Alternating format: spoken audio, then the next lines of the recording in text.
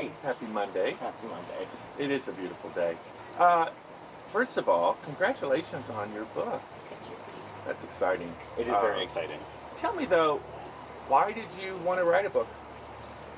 Well, this is actually my third book. The first one was about sustainability in a city setting, because that's how we live. Sure. The second one was an herbal and holistic care book for men, because I think men have some unique health issues that are not, one, addressed by modern medicine, and two, are not addressed by modern men, simply because of the way society views men's health and whatnot. And I found that if you put something into a context that men can read, men can do themselves, that they don't actually have to go to a doctor where sometimes it's embarrassing, they don't want to admit that they're ill or they don't feel well, it could help a great deal. And then this book, I got a lot of feedback on, well, that's great, you wrote that thing about men, but why not for everybody? And my philosophy of herbalism, if you're not familiar with it, is that it should be very egalitarian. It has a tendency to be very esoteric, meaning you've got a lot of people who are very haughty and they start talking down to people about, oh, this phytochemical and this phytochemical, and that really kind of creates a barrier for people to maybe make some changes and move to a more natural lifestyle. And so I thought, how can I interpret that thought into something that's readable, and a philosophy that's achievable, accessible, because I'm also a really lazy person. And if I can't do it very easy in a few steps, then I simply won't do it myself. So I would never expect other people to do that. So how do I facilitate that? And that's how Everyday Herbal was born. It's really well organized. What made you decide to organize it in the way you did, with the description of herbs first and then some practical applications? Well, my philosophy has always been, as far as herbs, that you can learn about 5 herbs per year very well. Meaning, not just I know that rosemary is rosemary, but what does rosemary do for me with cooking? What does it do for me medicinally? What does it do for me cosmetically? And in 5 years, if you learn 5 herbs a year, then you learn 25 herbs. And that is about 98 to 99% of all of the herbs that people will normally, on average, use. Obviously, there are people that will move into something a little more complex or whatever, but that's a good basic place to start. So I wanted to talk about those 25 herbs, the things that are very common that I use in my practice, both in my herbal consulting practice as well as my own life and in our business. Then how do you use them? Cooking. Because herbs themselves, people think, oh great, it creates flavor, but they don't understand that herbs have medicinal properties when you cook with them, but they also have digestive properties when you cook with them. They also have nutritional profiles, vitamins, herbs, or vitamins, minerals, and whatnot. And then how to make basic medicine with them. How can you incorporate these into your life and start moving away from more commercialized preparations? Then how can you use them in your everyday life of washing yourself, washing your laundry, cleaning your house? So how to incorporate those 25 herbs into what I call solutions for natural living. And that's why I organized it that way. Very interesting.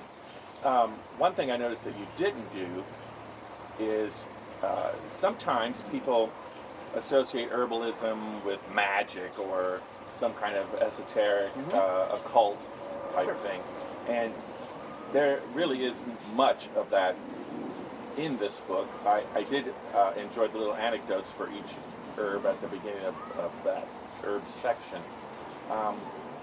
Was that a conscious decision? It was. There's a lot of magical herbal books that are out there, and they do very well. I think that they are, some of them are very well written. And I think that that's been covered very well. I think that there's very much magic in the natural world around us. It's just, I wanted to make this for everybody. And not everybody shares that same philosophy. This is something that, regardless if you are religious, if you are not religious, if you are spiritual, if you're not spiritual, the plant is the plant is the plant. And regardless if you coordinate it with something celestial or magical, it's still going to help you. Well, and you can't deny chopping up some herbs over an omelet really is magic. It really is magic. I love an omelet. Now I'm hungry. I know.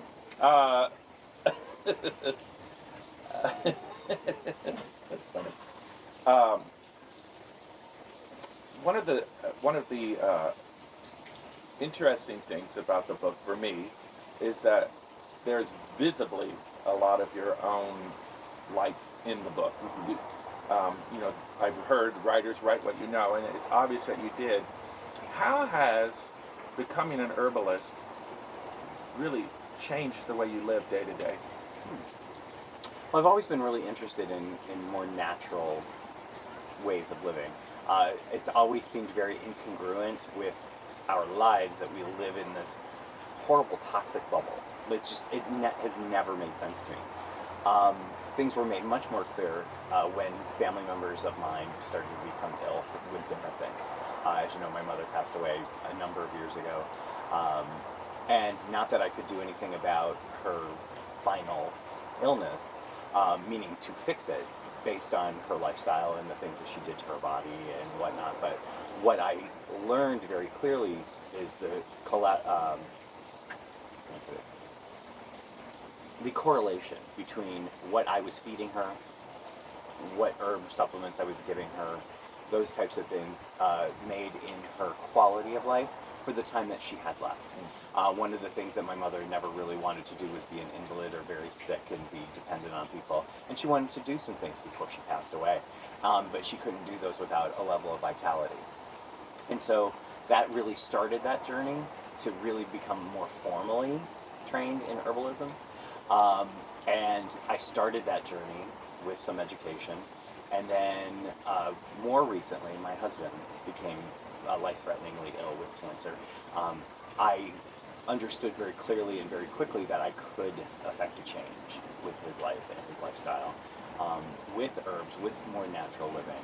And we have done that. We've made some significant changes. And so, in cooperation with Western medicine and Eastern medicine, I brought in the herbal aspect of care. And he's now been, we'll knock on wood, 6 years cancer-free. While that didn't color my view of knowing that herbalism works or knowing that natural solutions work, it cemented them. I could definitely see the correlation between the things that he was experiencing health-wise and the things that I could give him to be better, be more well, even during his treatment phase, than the restoration phase of his health, and then obviously now the maintenance phase of his health. So. Very interesting. Could you give me an example of one application of, say, yarrow, from seed to kitchen or wherever it ends up? Well, I grow yarrow. I grow several kinds, some just for them being pretty, and then others for medicinal purposes. Yarrow, if you are not familiar with it, is a styptic herb. It's an astringent herb. I don't do a whole lot with cooking with it, just because it is so astringent. It has a kind of a taste like sea breeze, or what was it? Was it sea breeze, the astringent that people put on their face in the 80s? It's like witch hazel. It's like witch hazel. It's very astringent, so it doesn't taste very good. But it does work wonders on wounds. It works wonders in multiple ways. You can tincture it in alcohol. It can be used as a wound wash. You can powder the dried flowers and the seeds, and it can be used as a styptic powder. So even to the point of if you cut yourself shaving, you could actually dab a little bit on there with arrowroot powder, which is antibacterial. And yarrow is also very antibacterial. So its application is significantly more medicinal in my life than it is culinary, and also pretty. It is so pretty. That's what I like. I cut it. I use it in regular flower arrangements. I use it in dried flower arrangements. I've used it in wreaths, which is really beautiful. If you do bundles of yarrow and make it into a very autumnal wreath. Mm-hmm. And even dried, it has a very interesting fragrance. It does. I mean, I find it refreshing. It's a clean smell. Right, it is very. It is. It's a very clean smell. It's wonderful. It's well, one I mean, of my if you think favorites. about a lot of herbs, and this is going back historically, in Europe and the Americas in the Middle Ages, and even the earlier colonial times, we didn't know a lot. We were very much in the Dark Ages, which, if you, I think from a religious perspective, it was a suppression of knowledge, but call it what you will. They still understood that herbs were disease fighters, and so even to the point of them strewing them in their castles or their houses or keeping them in the house, they cleanse the air, they cleanse, bacteria. So if you're using them, I sometimes use them as a sweeping herb. I will strew them all over the place. I'll chop them up really good. I'll either powder them or I'll just chop them up. I'll put them on hardwood floors. If I powder them, I'll put them in my carpets, brush them with a broom, and then sweep them up or vacuum them up, and they clean the air around you. So they cleanse the air that you're breathing, because our homes are very, in the day and age of very, very tightly insulated homes, we don't have a lot of exchange in the airflow. Thank goodness I live in an old house, because it's very drafty. Thank you. But it does cleanse the air around you, so it's creating a more healthful environment. It's wonderful. So, speaking of culinary herbs, or culinary, depending on where you grew up. It's a Martha Stewart thing. Is it an herb or is it a herb? I don't know, but I like them. What are some of your go-to herbs? I know, to give you an example, I have my little spice drawer, and I have I'll use that once or twice a year, but there are ones that I use every day. What are your go-to herbs in the kitchen? Well, we use probably an inordinate amount of garlic, more than most people do. Because one, I really like it, because I love the flavor of garlic, spicy, rich, sweet, however you want to apply garlic to food. It's very versatile. I am in for it. I'm here for it. And it is also extraordinarily healthy for you. It not only has got anti-cancer properties, but it also is amazing for your circulatory system, your cardiovascular system. So that's a go-to. That's pretty much in every dish, unless it's fish.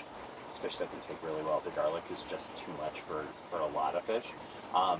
Parsley, if you will, is a digestive. People think, oh, it's just this little sprig on your plate for freshening your breath. It's not. It actually works well in your digestive tract.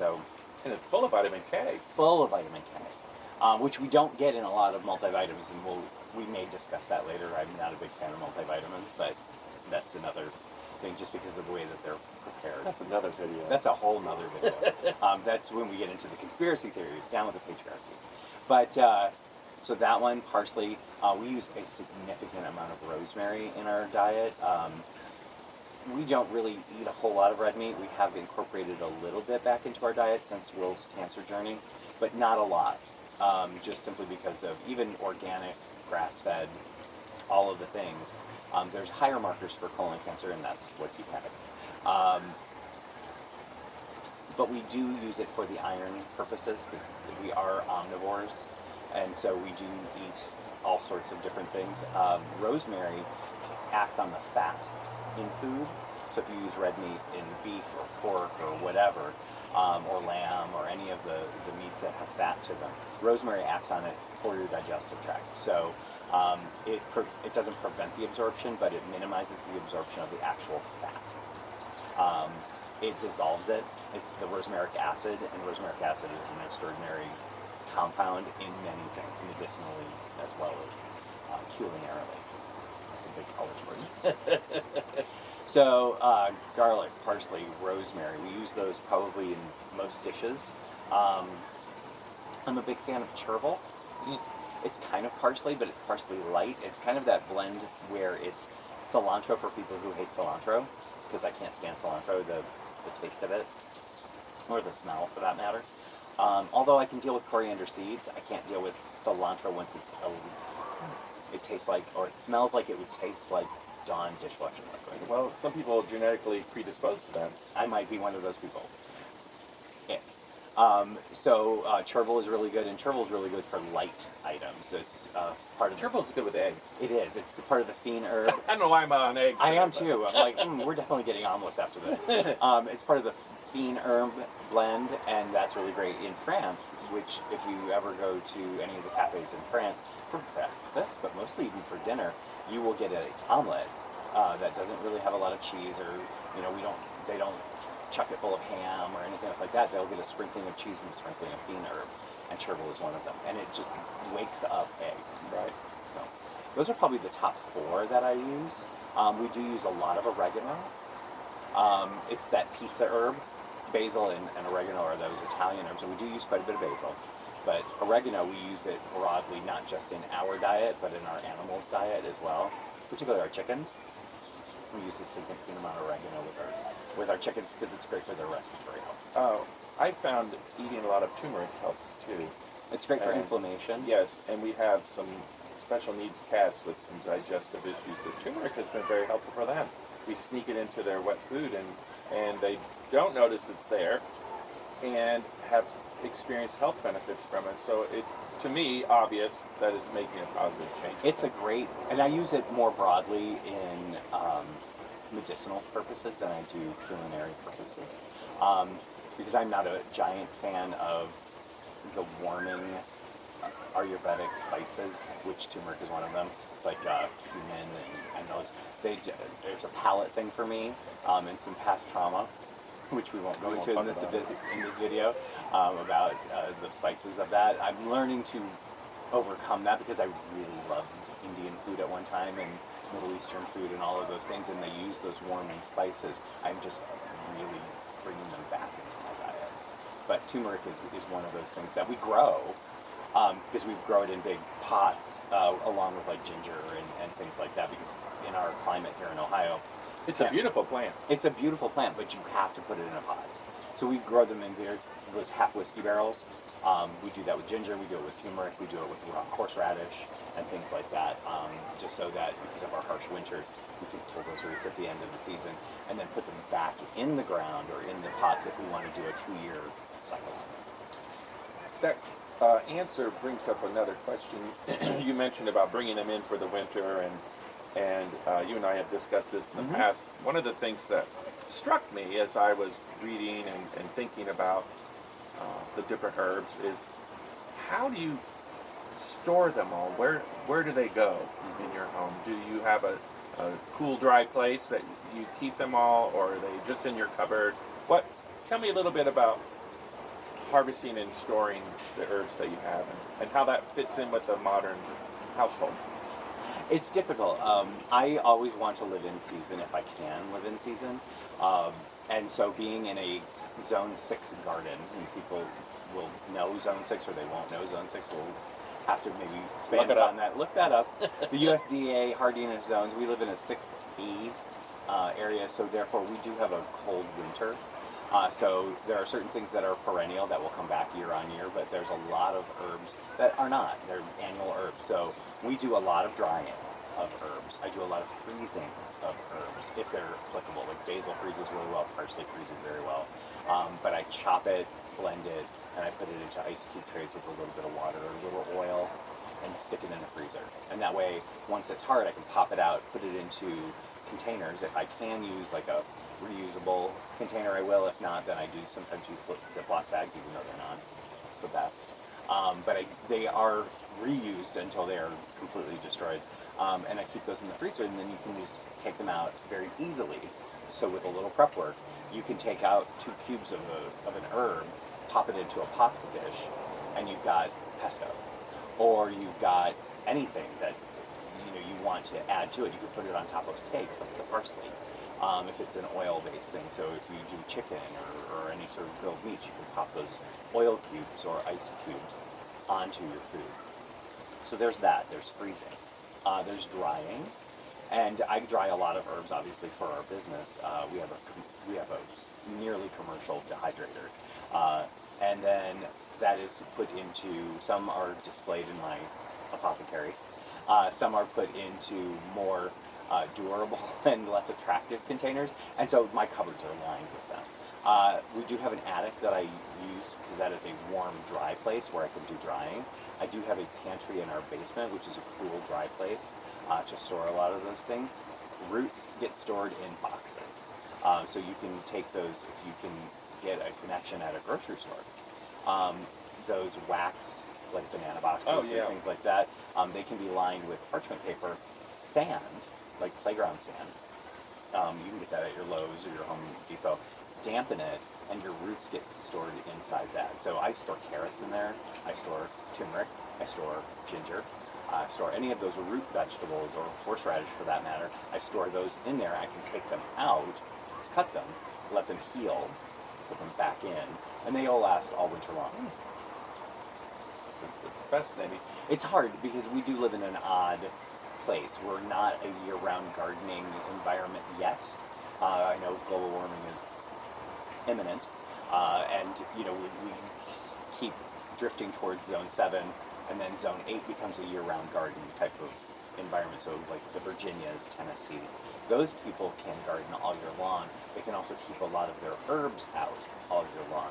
We just don't do that unless you've got facilities. Right. Which we do, but we've not electrified them yet with solar power, so our greenhouse is not heated in the winter.